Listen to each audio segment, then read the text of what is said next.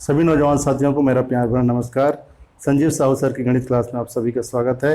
साथियों, आज के इस वीडियो में मैं आपको बताऊंगा दो चरों का रैखिक समीकरण के अंतर्गत प्रश्नावली एक का प्रश्न क्रमांक पहला और प्रश्न क्रमांक पहले का मैंने चौथा प्रश्न लिया है।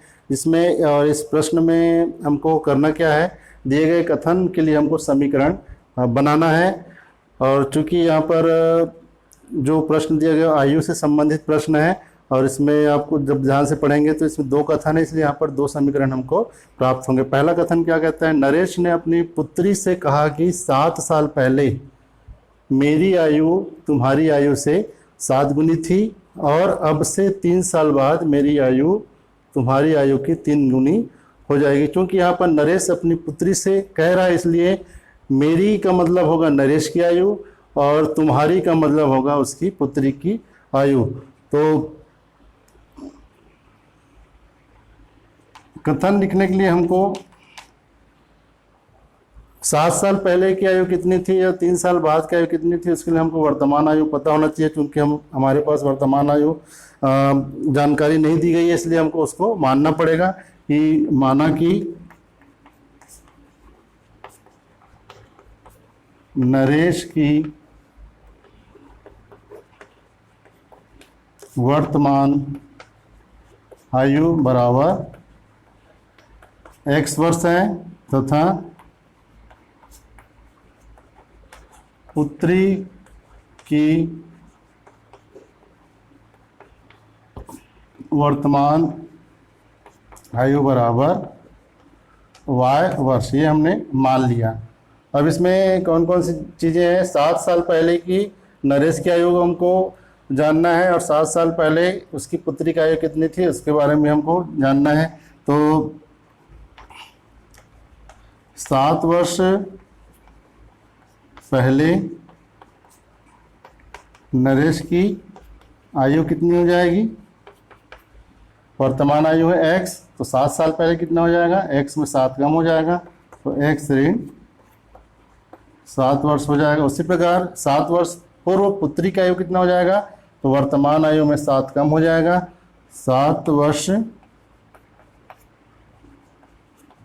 पहले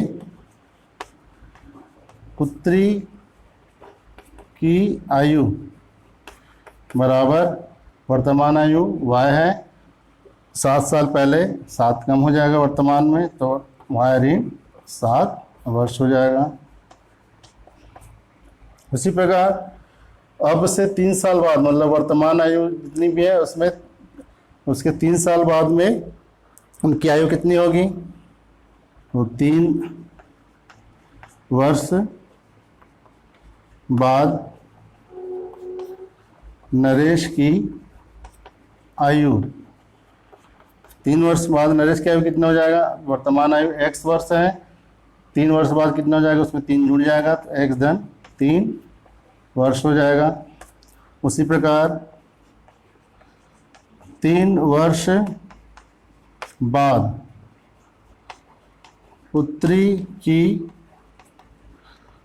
आयु बराबर, अभी पुत्री की वर्तमान आयु कितना है, y वर्ष है, 3 साल बाद में उसकी आयु कितनी हो जाएगी, वर्तमान आयु में 3 जुड़ जाएगा तो एक धन 3 वर्ष हो जाएगा।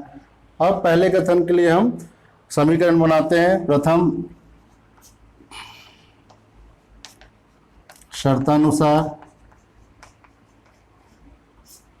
प्रथम शर्त में क्या करता है कि नरेश ने अपनी पुत्री से कहा 7 साल पहले मेरी आयु तुम्हारी आयु से 7 गुनी थी।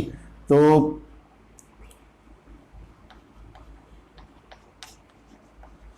7 वर्ष पूर्व नरेश की आयु किसके बराबर थी, 7 गुने के बराबर। किसके 7 गुने के बराबर, पुत्री की आयु 7 वर्ष पूर्व जो पुत्री की आयु थी उसके 7 गुने के बराबर थी।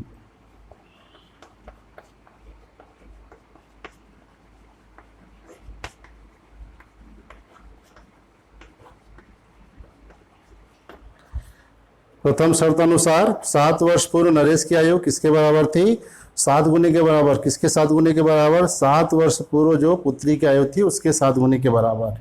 तो 7 वर्ष पूर्व नरेश की आयु को हमने कितना निकाला है, x ऋण 7 बराबर 7 गुणित 7 वर्ष पूर्व पुत्री की आयु कितनी थी, y ऋण 7 वर्ष। अब इसको हम सरल कर लेते हैं, तो x ऋण 7 बराबर 7 का गुणा y ऋण 7 के साथ होगा, तो 7 और y का गुणा हो जाएगा 7y, और धन 7 और ऋण 7 का गुणा ऋण 49।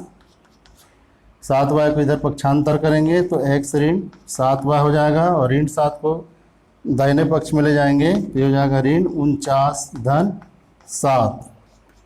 तो x ऋण 7y बराबर ऋण 49 धन 7 बराबर कितना हो जाएगा, दोनों का चिन्ह अलग अलग है इसलिए बड़ी संख्या में छोटी संख्या को घटा देंगे। तो बड़ी संख्या 49 में 7 को घटाएंगे तो बचेगा 42, और बड़ी संख्या का चिन्ह ऋण है इसलिए ये हो जाएगा ऋण 42। ठीक उसी प्रकार द्वितीय शर्तानुसार या द्वितीय कथन के लिए क्या कहता है, दूसरा जो शर्त है वो, अब से 3 साल बाद मेरी आयु मतलब नरेश की आयु तुम्हारी आयु मतलब पुत्री की आयु की 3 गुनी हो जाएगी। द्वितीय शर्त अनुसार 3 वर्ष बाद नरेश की आयु किसके बराबर हो जाएगी, 3 गुने के बराबर। किसके 3 गुने के बराबर, पुत्री की आयु के 3 गुने के बराबर। 3 गुणित 3 वर्ष बाद पुत्री की आयु। 3 वर्ष बाद नरेश की आयु कितनी हो जाएगी, 3 गुने के बराबर। किसके 3 गुने के बराबर, 3 वर्ष के बाद उसकी पुत्री की जो आयु होगी उसके 3 गुने के बराबर। तो 3 वर्ष बाद नरेश की आयु कितनी है, x धन 3 वर्ष, ये हमने पहले ही निकाल लिया है। 3 वर्ष बाद नरेश की आयु बराबर x धन 3 वर्ष, और ये 3 गुणित 3 वर्ष बाद पुत्री की आयु। 3 वर्ष बाद पुत्री की आयु कितना, ये सॉरी ये y धन 3 होगा, ये हो जाएगा y धन 3 वर्ष। तो अब इसको सरल कर लेते हैं, तो x धन 3 बराबर 3 का गुणा करेंगे तो 3 y धन 3 और 3 का गुणा 9, 3 y को इधर पक्षांतर करेंगे और प्लस धन 3 को दाहिने ओर ले जाएंगे तो ये हो जाएगा 3y इधर आएगा तो ऋण 3y बराबर ये 9 और धन 3 इधर आएगा तो ऋण 3। तो x ऋण 3y बराबर 9 में 3 घटाए कितना बच गया, 6। तो इस प्रकार से दूसरा समीकरण हुआ, और ये आपका पहला समीकरण हुआ। तो इस प्रकार से हम दिए गए कथन के लिए आसानी से समीकरण बना सकते हैं। आशा है कि ये वीडियो आप इस वीडियो में जो बातें आपको बताई गई हैं कि दिए गए कथन की सहायता से हम समीकरण कैसे बनाते हैं वो आसानी से समझ में आया होगा। आगे की वीडियो देखने के लिए आप मेरे चैनल को सब्सक्राइब जरूर करें। इस वीडियो में आपको एक और बात कहना चाहूँगा कि यदि आपको जो मैं अभी पढ़ा रहा हूँ उससे संबंधित या जिसमें जो अभी मैं नहीं पढ़ा है उससे भी संबंधित अगर कोई प्रश्न हो तो आप कमेंट बॉक्स में अपनी समस्या को लिखकर मुझसे अपनी बात रख सकते हैं, अपने सवाल को पूछ सकते हैं। मैं अपनी पूरी कोशिश करूँगा कि आपकी समस्या दूर हो। इन्हीं आसान और उम्मीद के साथ मैं थैंक यू।